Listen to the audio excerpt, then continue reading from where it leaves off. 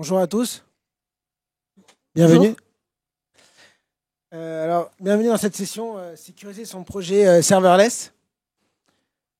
Euh, donc, moi, je suis Michael Krief, je suis Technical Manager DevOps chez Salenza. Et donc, Manon Pernin, je suis consultante cloud et DevOps chez Salenza depuis 2 ans et demi. Donc, on travaille plus sur les technos Microsoft, donc je suis consultante plus Azure, et je suis MVP Azure depuis 1 an. Je suis aussi MVP Dev et ALM depuis 2 ans. Donc, on travaille chez Salenza, qui, donc pour ceux qui ne connaissent pas, est un cabinet de conseil et d'expertise, donc axé sur les technos Microsoft et sur les bonnes pratiques, donc que ce soit DevOps et autour de l'agilité. Voilà pour les mots autour de Salenza. Et donc, on va intervenir sur des sujets à la fois transverses comme le DevOps, la sécurité dont on parle aujourd'hui, et des sujets un peu plus précis, un peu plus de dev sur différents sujets autour de la data, des applis d'infrastructure, des applications business et ainsi de suite. Donc aujourd'hui, on va vous parler de serverless et de sécurité autour du serverless. Alors pourquoi on parle de serverless Parce que c'est une nouvelle architecture qui est à la mode, c'est une nouvelle façon de construire ces infrastructures. Et donc il y a eu une émergence de nouvelles architectures dernièrement, donc basées sur le cloud, les bonnes pratiques DevOps et Agile. Alors pourquoi il y a de nouvelles architectures Parce qu'on essaye de monter des environnements qui sont plus rapides à implémenter, plus flexibles, plus élastiques pour avoir des applications qui s'adaptent à la charge, qui sont beaucoup plus souples, beaucoup plus efficaces économiquement et ainsi de suite. Et donc le cloud et les bonnes pratiques DevOps et Agile vont permettre d'être beaucoup plus souples, beaucoup plus réactifs pour héberger nos applications. Donc, en termes d'architecture, on a deux aspects. On a d'un côté tout ce qui est architecture applicative. Donc, vous avez peut-être entendu parler de microservices, d'event-driven, de moderne orchestration et ainsi de suite. Et tout ça se base sur une infrastructure aussi qui a changé, qui est beaucoup plus moderne et plus adaptée pour héberger ce type d'application. Donc, on parle de beaucoup de containers. Vous avez dû entendre parler de Docker, qui est très à la mode, de Modern Compute et ainsi de suite. Et nous, on va s'orienter sur le serverless, qui permet d'héberger des applications de microservices, mais aussi event-driven. On peut construire aussi des applications de type moderne orchestration. Donc voilà le contexte dans lequel on a vu l'émergence des architectures serverless.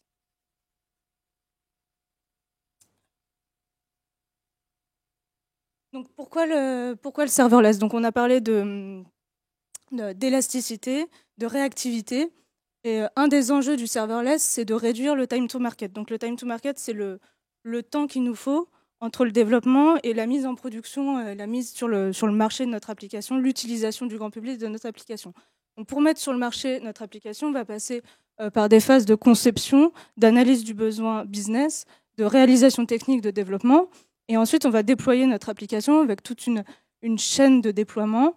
On va devoir allouer des ressources, des machines physiques, virtuelles, gérer la capacité, configurer nos machines et ainsi de suite, faire des opérations de maintenance et ensuite mettre à disposition l'application.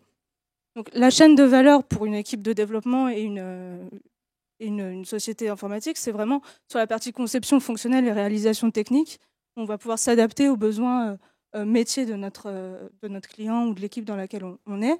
Et toute cette partie-là, parfois, peut prendre beaucoup de temps d'avoir des machines disponibles, de les déployer, d'avoir de la capacité disponible et ainsi de suite.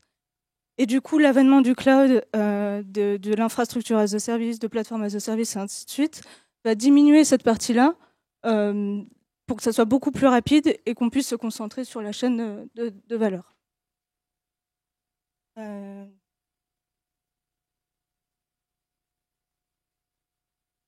Donc, un petit, je ne sais pas si on voit très bien, un petit focus sur le cloud, parce que là, on parle de sécurité, mais nous, on parle de serverless qui s'appuie sur le cloud. Donc, un petit rappel, on parle de IaaS, de PaaS. Donc, où est-ce qu'on est, où est-ce que le serverless se situe. Donc, avant, donc on fonctionnait beaucoup et on fonctionne encore en on-premise où, du coup, le client doit tout gérer, la virtualisation, les machines physiques, donc gérer l'OS, le middleware, les updates, gérer son application, la data, développer ses fonctions et apporter la logique métier de notre application. Avec le cloud, on a vu l'émergence des infrastructures as a service, donc le IaaS, où on va vraiment laisser le provider cloud gérer la partie virtualisation et le consommateur, donc le client, va lui s'occuper de la gestion de l'OS, va quand même devoir gérer les mises à jour des OS, ainsi de suite, de ses applications, de ses fonctions et de la logique métier. Ensuite, on a vu l'émergence on a une autre couche d'abstraction qui est le PaaS, le Platform as a Service, où toute la logique d'OS et de middleware est complètement transparente. On va pouvoir déployer son application, déployer ses données sur une base de données sans avoir à gérer l'OS, les updates et ainsi de suite. Et enfin, donc on parle dans le serverless, on parle beaucoup de Function as a Service. C'est un peu l'unité qui nous permet de construire une infrastructure serverless, où on va s'abstraire de toute la partie data application et fonction, puisqu'on va juste pousser notre code, donc vraiment réfléchir à la logique métier. On va mettre notre code sur des fonctions prêtes à être consommées, et en ayant plusieurs briques, en connectant plusieurs briques, on va avoir une architecture, enfin, une application qui fonctionne bien. Et enfin, donc, la brique la plus abstraite, c'est les logiciels SaaS, où là, on consomme un service, on ne gère plus du tout, on consomme juste notre application. Donc, pourquoi on parle de sécurité autour du serverless et pourquoi on en a peur et pourquoi c'est une crainte? Parce que donc là, on voit qu'il y a un niveau de responsabilité qui n'est pas le même selon les catégories. Donc, quand on gère tout, on est responsable de toutes les couches. Sur le SaaS, on laisse la responsabilité aux fournisseurs. Donc, le fait qu'on ne soit pas responsable, qu'on laisse la responsabilité à quelqu'un d'autre, ça peut apporter une crainte, parce qu'on se dit, c'est pas moi qui suis maître des OS, de la data, des applications, on ne sait pas ce que le fournisseur fait, on peut avoir des craintes vis-à-vis de lui, un manque de confiance, et donc on va être un peu frileux à aller sur ce genre de plateforme. Donc, comme on parle de sécurité, on en a déjà parlé à la session précédente, avant de se dire d'avoir peur du serverless, de se dire, oh là là, tout est géré, je maîtrise rien, c'est pas moi qui ai la main dessus. Reposons-nous les questions, quelles sont les menaces et les failles qu'on rencontre le plus souvent en termes de sécurité. Donc, tout d'abord, on en a parlé tout à l'heure déjà, mais il y a des vulnérabilités qui sont issues des frameworks utilisés, des packages qu'on consomme. Donc, lié à l'open source et tout, il peut déjà y avoir des failles à ce niveau-là. Il y a toujours des problèmes d'injection SQL. Peut y avoir des soucis liés à l'accessibilité des clés et des chaînes de connexion qui sont transparentes et accessibles à tout le monde et mal protégées. Il y a des problématiques autour de la gestion des droits, qui peut accéder à son application, aux API et ainsi de suite. Des problématiques d'attaque des DOS, donc Denial of Service. Ce type d'attaque est assez spécifique sur le serverless parce que le serverless, dans les architectures serverless, tout ce qui est scaling, donc c'est-à-dire gestion de la capacité, est complètement abstraite. C'est-à-dire que si on va payer et on va payer ce qu'on utilise. Donc, par exemple, si vous avez 10 appels qui sont faits, on va payer uniquement pour ces 10 appels. Et s'il n'y a pas d'appel, si l'application n'est pas utilisée, on ne va pas du tout payer. Et du coup, s'il y a beaucoup d'appels qui sont faits, c'est le cloud, le fournisseur de cloud qui se charge de mettre à disposition la capacité qu'il faut. Donc, vous n'avez pas à gérer, à vous dire, là, il me faut des nœuds en plus, il faut que je rajoute des instances parce que mon site est beaucoup utilisé, donc ça va exploser. Du coup, le fait que ça scale tout seul, si vous avez des attaques et donc des gens qui essayent de bombarder votre site, ça va scaler automatiquement. Vous allez avoir plein d'instances, vous allez payer très cher, ainsi de suite. Comment ça? Il y a les...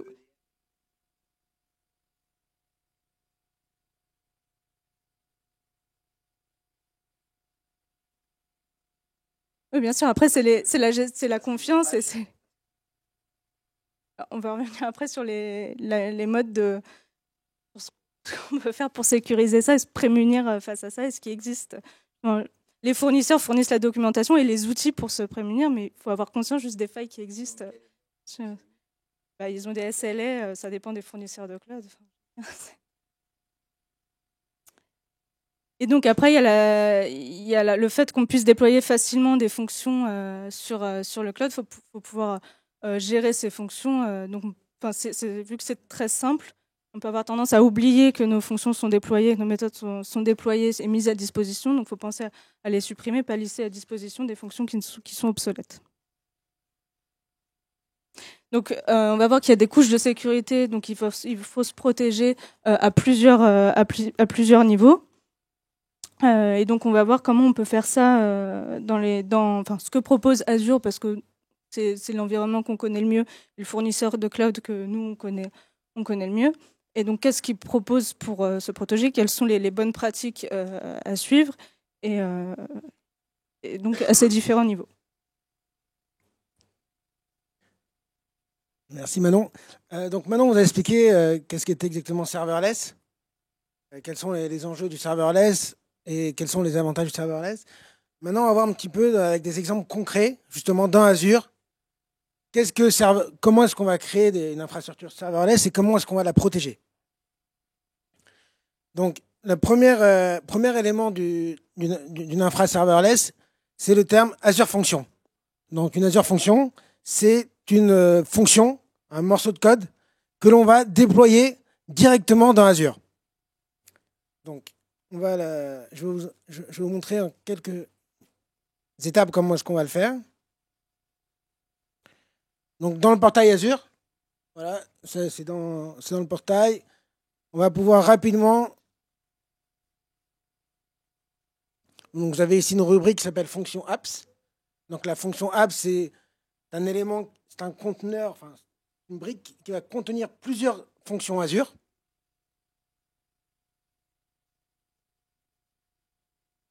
Et ça rejoint la partie app service. Donc, c'est une service qui est comme c'est une application. Donc, une application qui va regrouper plusieurs fonctions. Donc dans le portail, on peut voir la liste de mes différentes fonctions apps. Voilà, j'en ai créé une juste avant.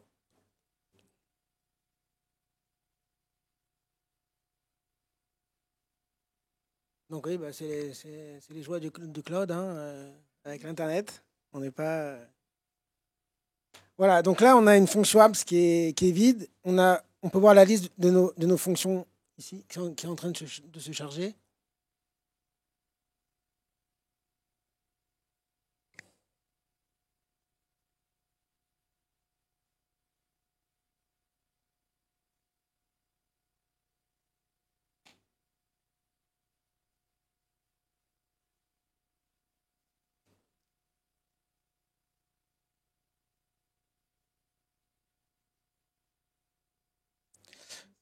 Donc je vais créer une nouvelle fonction à partir du petit bouton là ici.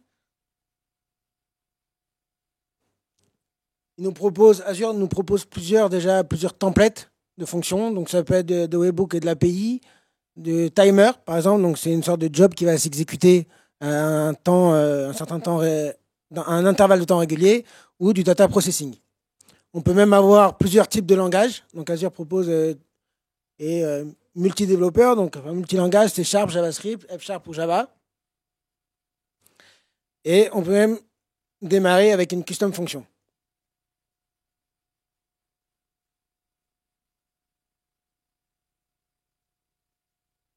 Donc pourquoi les Azure Functions sont un petit peu aujourd'hui, on va dire, à la mode?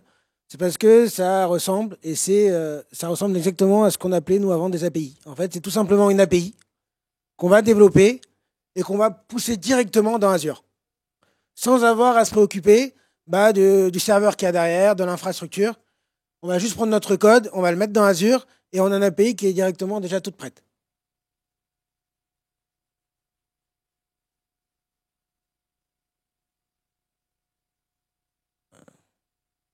Ça va pas très vite, hein.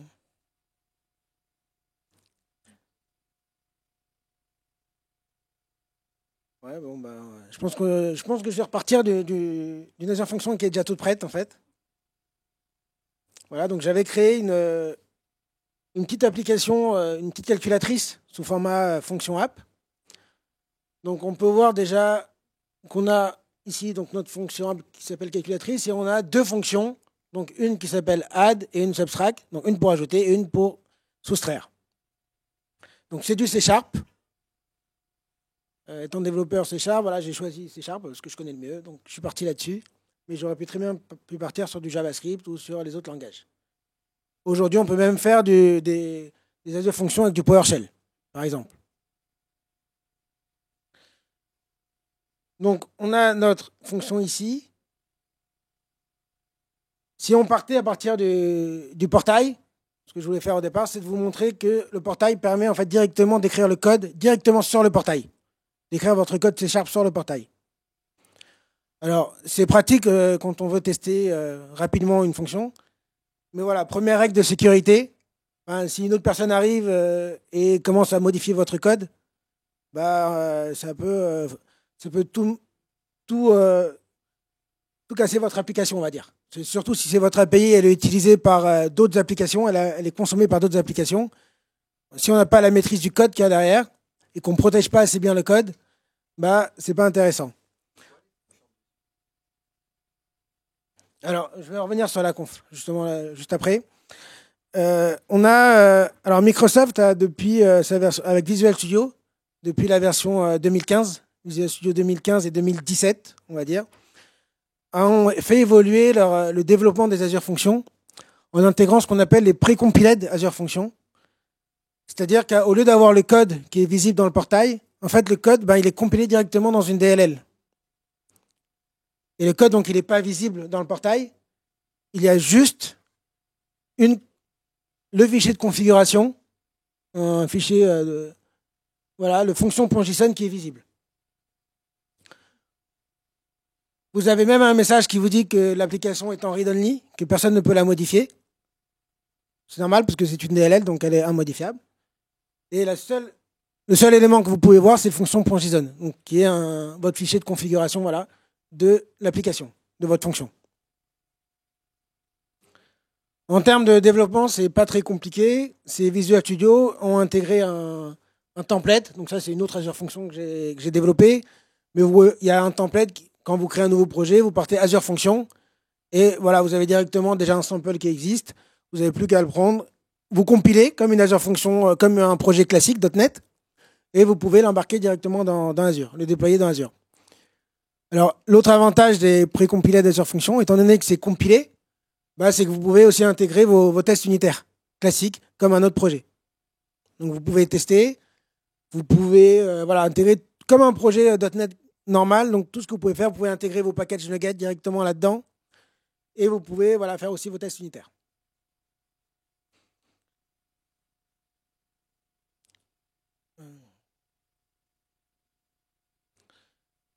Donc voilà, il y a aussi au niveau, puisqu'on parle aussi de code, de votre Azure Function, il ne faut pas oublier que la sécurité, bah, le code C#, bah, c'est aussi comme une API classique, comme du code C# classique, et que toutes les règles de sécurité que l'on appliquerait à un projet .NET, bah, c'est aussi à être appliqué là-dedans.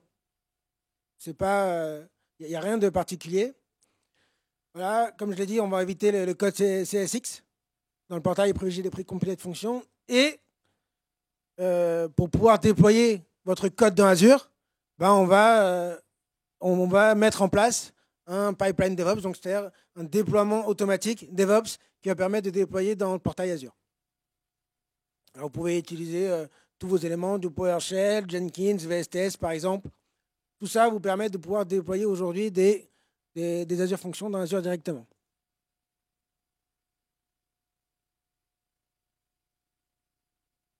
Une fois qu'on a fini votre code, qu'on a fini le code, on va regarder maintenant toutes les parties de sécurité au niveau networking sur la Azure Function.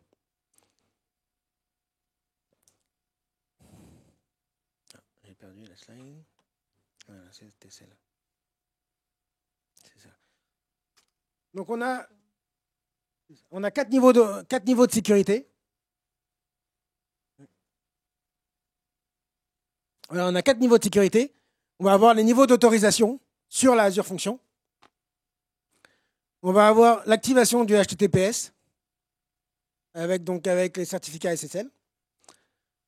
On va avoir donc les règles CORS qui permettent donc de ne pas avoir des problèmes de cross-scripting entre sites à partir de JavaScript. Et ça, je pense que peut-être que Philippe, il en parlera peut-être tout à l'heure un petit peu après. Et on va avoir de la restriction IP, puisque lorsqu'on a une API et que vous voulez que ce soit seulement une IP qui permet de pouvoir y accéder, bah, à partir du portail, on va voir comment justement pouvoir faire de la restriction IP sur cette Azure Function directement.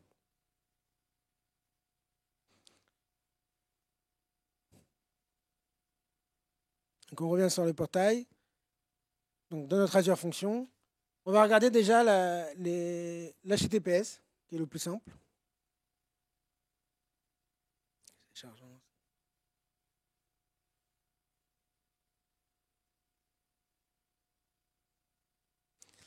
Voilà, donc on est sur notre paramétrage. Donc Azure propose tout un dashboard de paramétrage de vos Azure Functions. On va pouvoir définir ce qu'on appelle des custom domains. Ici, dans le temps que ça se charge.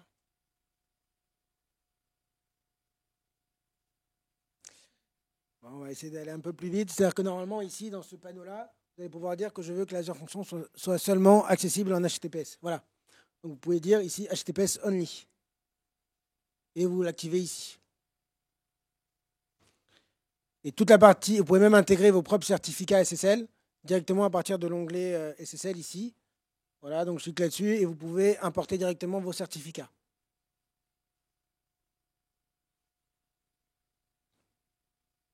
Il y avait donc aussi une autre brique, c'est la partie CORS. Donc CORS, c'est Cross Origin Resource Sharing. Donc c'est une faille donc, de JavaScript qui permet d'appeler avec un autre domaine votre Azure Function, ce qui pourrait être très embêtant. Donc là, ici, dans cette interface-là, vous allez pouvoir lui dire quels sont les domaines qui sont autorisés. Quels sont les domaines qui autorisent l'appel de votre Azure Function. Donc par défaut, c'est étoile, c'est-à-dire ça autorise tous les domaines, ce qui n'est pas bon. Ça veut dire que n'importe qui pourrait, en JavaScript, appeler votre Azure Function. Vous allez voir que très rapidement, on va pouvoir, par exemple, la modifier ou en rajouter autant que vous voulez. Voilà, et après, vous faites save. Voilà, et c'est parti, ça dure quelques secondes pour s'updater. Et vous pouvez ainsi rajouter autant de domaines que vous voulez pour votre Azure Function.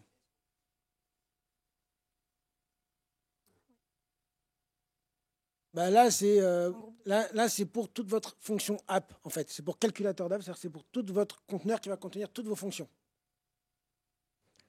Là, je l'ai fait au plus haut niveau. On verra après la fonctionnalité de proxy qui rajoute un endpoint global, même si vous avez plusieurs fonctionnalités. On en parle après.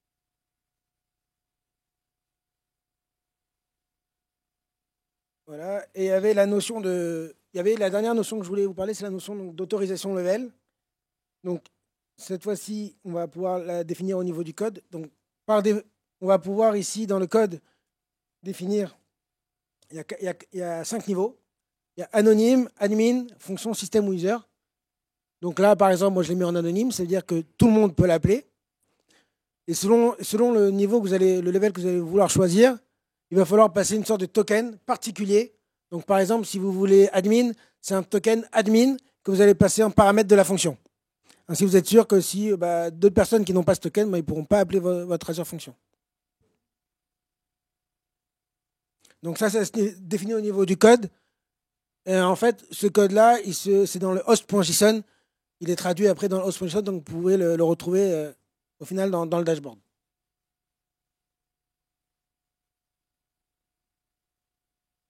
Voilà. Et la dernière chose que je voulais montrer, c'était la restriction IP.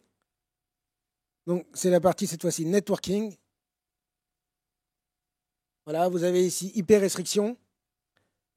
Et vous pouvez donner la liste des IP que vous voulez seulement autoriser à appeler la Azure Function.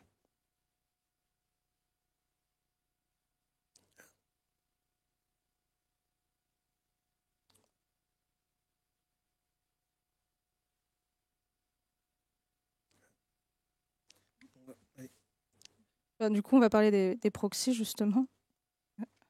Tout à l'heure.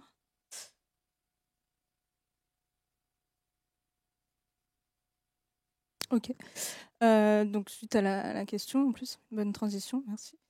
Donc, les Azure Functions proposent une fonctionnalité de proxy qui vous permettent en fait d'avoir un endpoint unique en amont de votre function app, donc qui regroupe plusieurs fonctions, et qui vous permet de créer des routes vers d'autres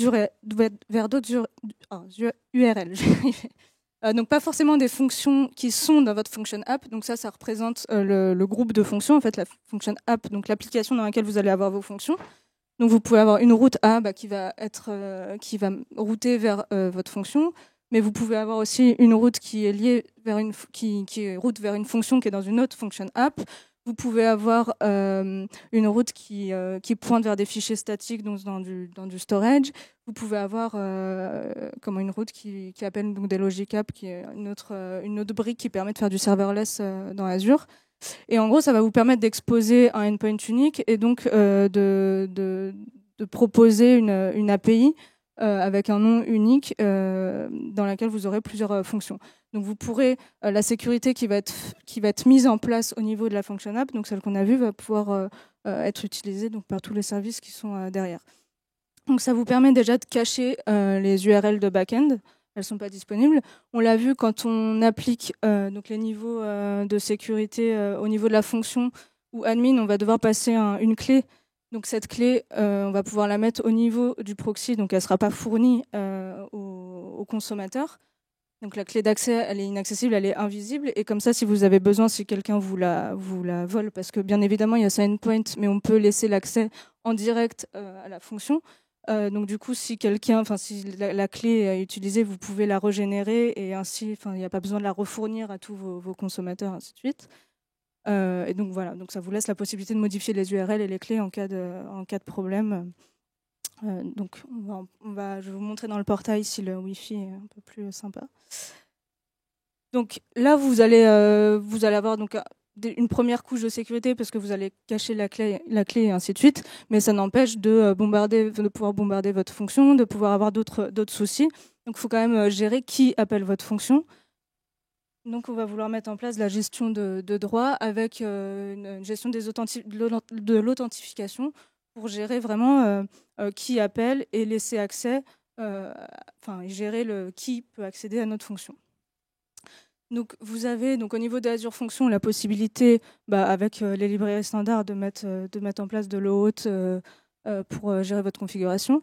Mais Azure propose de faire ça, des fonctionnalités natives complètement intégrées pour faire ça vraiment en quelques clics ou en quelques lignes de config, de pouvoir mapper votre fonction à soit des providers de comptes, donc comme Facebook, Google, Twitter, ainsi de suite, ou d'utiliser Azure AD, votre Active Directory qui est dans Azure pour protéger votre fonction. Donc du coup, ça soit au niveau de la function app. Donc ça veut dire que toutes les URL, si vous le couplez au proxy, ça veut dire que toutes les URL qui sont derrière vont être protégées. Et vous pouvez, donc je parle d'Azure AD, il y a aussi la fonctionnalité B2C qui vous permet que les clients puissent créer des comptes personnels qui ne soient pas forcément enregistrés au niveau de votre AD, mais créer un AD à part dédié aux clients. Donc je vais vous montrer un peu. Si le Wi-Fi veut bien.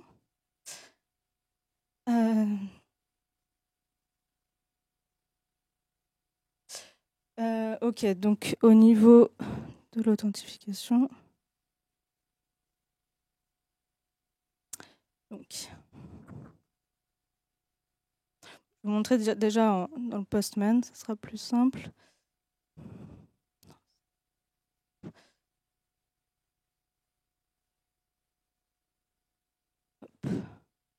Alors ça, c'est un appel qui est fait donc, directement sur la fonction. Je ne sais pas si on peut voir en entier.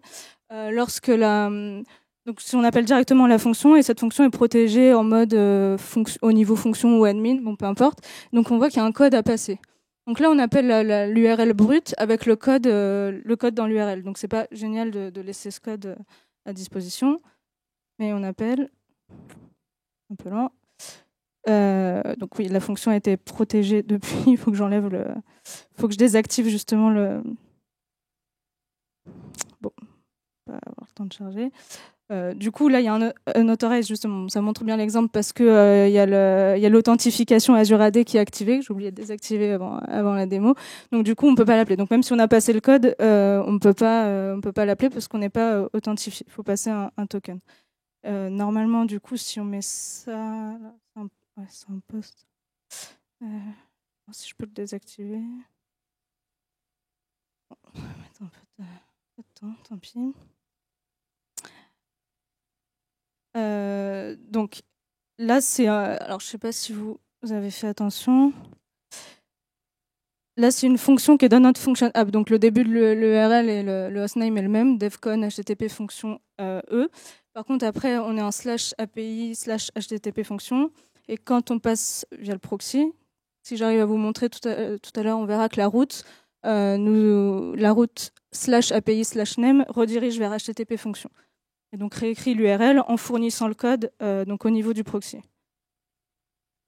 Donc là, on va aussi avoir un unauthorized puisque il y a notre authentification Azure AD qui est activée et que le Wi-Fi est toujours pas sympa avec nous. Bon. Donc pareil avec, je l'ai pas modifié, proxy. Bon. Donc ça c'est affiche ou pas? J'ai mis un get. Ok. Est-ce qu'il m'a...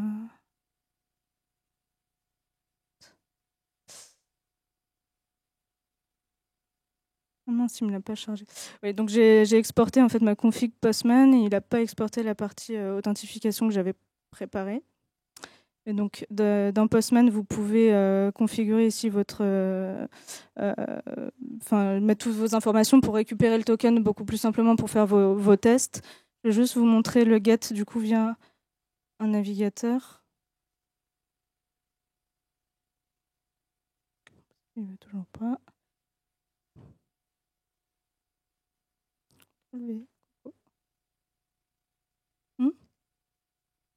Ah oui.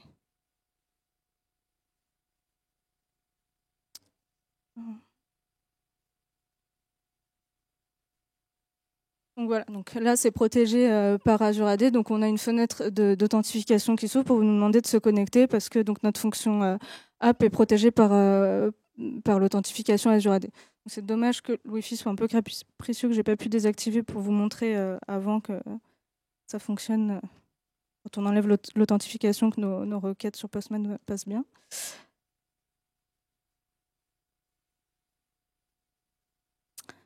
Là, il charge. Donc il n'y a pas d'erreur, ça va être compliqué. Je voulais vous montrer, il y a un écran de monitoring pour suivre en temps réel les requêtes qui sont passées. Tout, on aurait vu directement qu'on avait une requête qui était passée et tout ça. C'est un peu dommage. C'est le Wi-Fi. C'est le Wi-Fi. Ok, bon.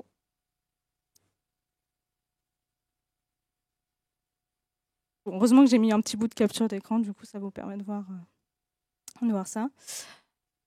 Il y a un autre service Azure donc là, qui va être utile si vous avez beaucoup d'API à gérer et si dans votre contexte vous avez des API autres que juste des Azure Functions, c'est le service API Management. Donc il fournit vraiment un service de gestion des API à un niveau beaucoup plus large avec un portail développeur où vous allez pouvoir publier les applications, avoir de la documentation, donc le Swagger et ainsi de suite, et pouvoir faire les tests directement sur le portail avec des niveaux d'accès et tout un mode d'organisation qui vous permet de laisser accès aux API à des groupes, enfin des équipes bien identifiées. Donc vous allez pouvoir enregistrer les applications, donner accès à certaines personnes et on va retrouver toutes les fonctionnalités qu'on a vues de proxy, d'authentification, des couches de sécurité qu'on a vues avec beaucoup d'autres fonctionnalités au niveau du cache, vraiment des fonctionnalités beaucoup plus larges. Par contre, du coup, c'est un outil qui est utile si vous avez beaucoup d'API à gérer, c'est pas le même coût.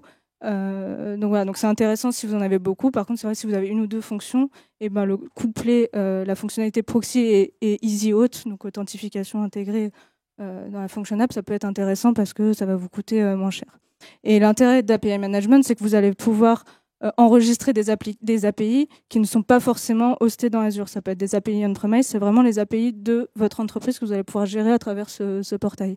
C'est comme voilà, un service SaaS qui n'est pas forcément, enfin qui n'est pas dédié uniquement aux API qui sont hostés dans Azure. Donc je vais vous montrer ce que ça donne dans le portail. Mais on va retrouver les mêmes fonctionnalités qu'on a vu tout à l'heure de proxy et d'authentification. Il est toujours en train de...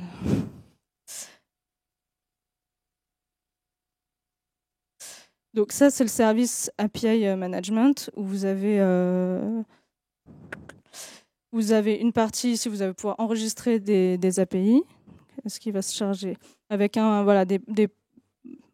plusieurs portails pour les développeurs, pour ceux qui publient les API. Vous allez pouvoir gérer les droits vraiment déjà au niveau de ce portail pour dire qui peut accéder à quoi et ainsi de suite. Dommage. Et comme c'est un service Azure, donc je sais que vous pouvez enregistrer des API hébergés, hébergés pas forcément dans Azure, mais tout ce qui est hosté donc sur Azure, que ce soit des web apps, des function apps, l'outil propose des connecteurs qui facilitent l'enregistrement de ces applications. Donc il va peut-être le voir. Il vous propose donc d'ajouter vos function apps directement dans l'outil. Et ensuite, vous allez pouvoir configurer pareil des routes comme dans la fonctionnalité de proxy. Vous allez pouvoir activer l'authentification au hôte, qui n'est pas encore aussi bien intégré que dans les function apps, c'est-à-dire qu'il faut lui fournir manuellement toutes les URL pour avoir un token pour récupérer ses accès. Mais enfin, il va y avoir 4 ou 5 clés de config à passer et ensuite votre API est authentifiée. Et donc voilà, donc là, le hôte 2 peut se configurer ici. Et vous avez, enfin. Donc là, Add New API, ça vous permet d'enregistrer une API. Donc voilà, soit d'en créer une vide, d'ajouter à partir d'un WSDL, d'ajouter donc dans les services Azure qui sont bien intégrés, les Logic Apps, les API Apps et les Function Apps, donc dont on parle depuis tout à l'heure. Donc moi, j'ai ajouté la fonction HTTP trigger.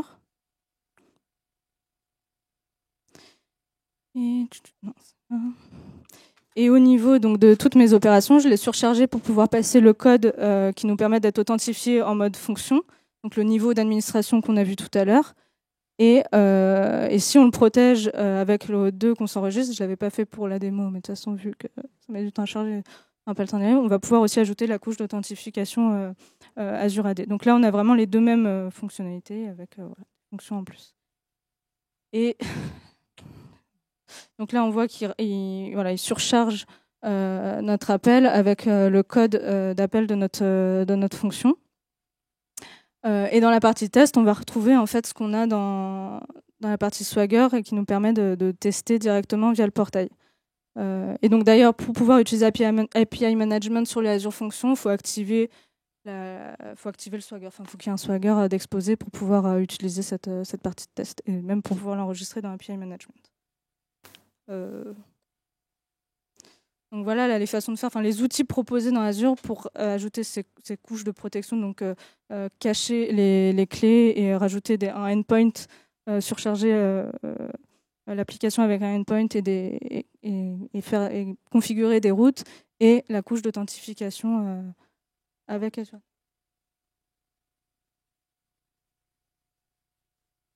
Si tu veux bien s'afficher.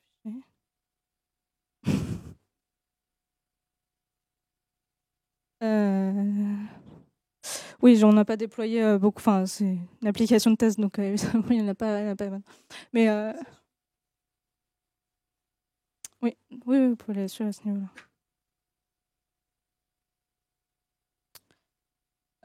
Donc voilà.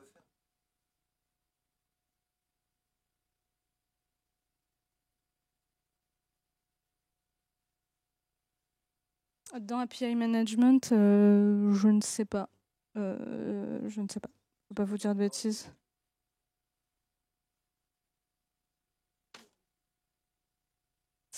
Alors, ce qu'ils ont fait sur les Azure Functions, c'est ce qu'on appelle les Durable Azure Functions. c'est ce qui permet d'enchaîner plusieurs Azure Functions entre elles, sans avoir à faire un appel spécialement d'API. Je sais pas vraiment une API qui va appeler une autre API. Non, c'est dans le code C# que vous allez faire. Vous allez vous dire, je veux appeler telle Azure Function. Là, c'était une question plus au niveau de la restriction de version, c'est ça? De ne pas autoriser un appel à une...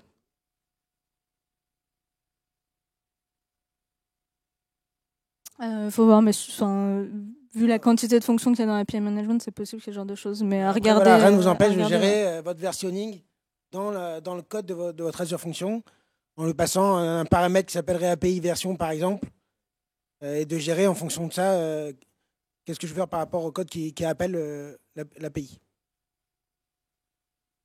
Oui, voilà, après, c'est plus du développement après. Exactement.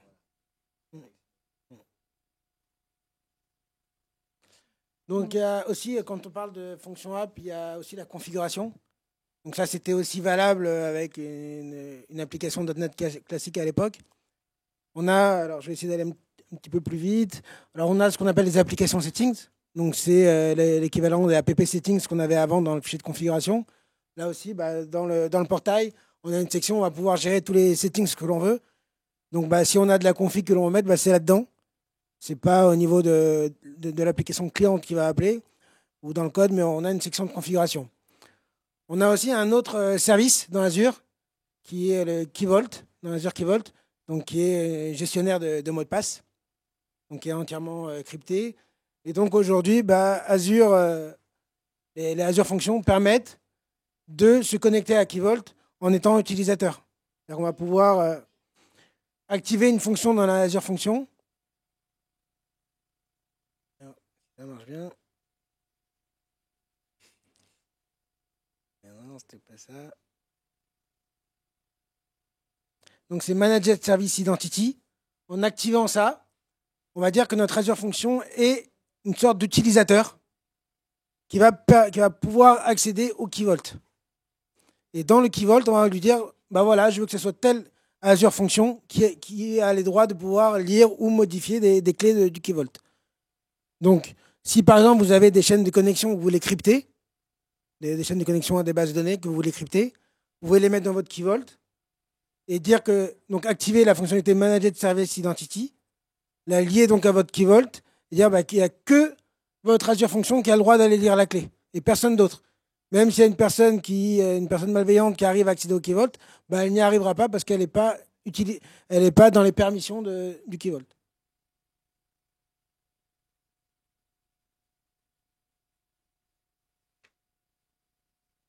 Voilà. Tout dernier point pour conclure. Donc il y a une section, une session tout à la fin qui est DevSecOps. Il faut quand même savoir que Microsoft a mis en place un SDK qui permet justement de vérifier toute la sécurité de vos Azure Functions et de tout ce qui est Azure en général. Mais là, puisqu'on est donc dans l'Azure Functions, donc le SDK permet de vérifier que toutes vos Azure Functions, que toutes vos ressources Azure Functions sont bien conformes en termes de sécurité. Donc il y a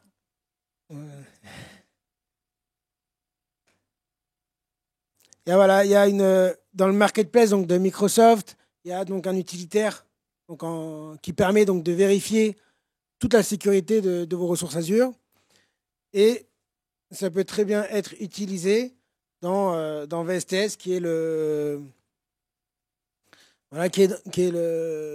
l'usine logicielle de Microsoft, pour ceux qui connaissent. Et donc, à partir de là, on peut, dans nos pipelines de déploiement, vérifier en même temps la sécurité de nos Azure Functions. Donc, par exemple, quand je dis la sécurité, c'est notamment l'HTTPS, par exemple. Il va vérifier que l'HTTPS est bien activé. Et s'il n'est pas activé, ça vous donnera une erreur ici à ce niveau-là.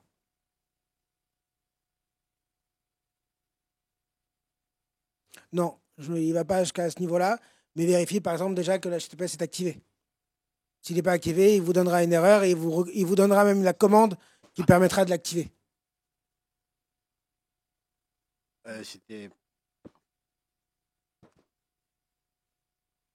C'était pour savoir si le SDK, le chiffrement était vérifié par...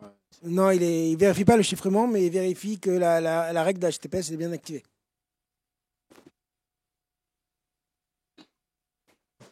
Est-ce que vous êtes conforme au RGDP? C'est stocké où ça? En France? En Europe? Ou Oui. dans un pays étranger dont les services de sécurité ont accès directement?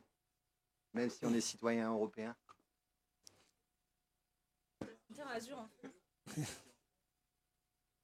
Ouais. Il y a des data centers en France. Oui.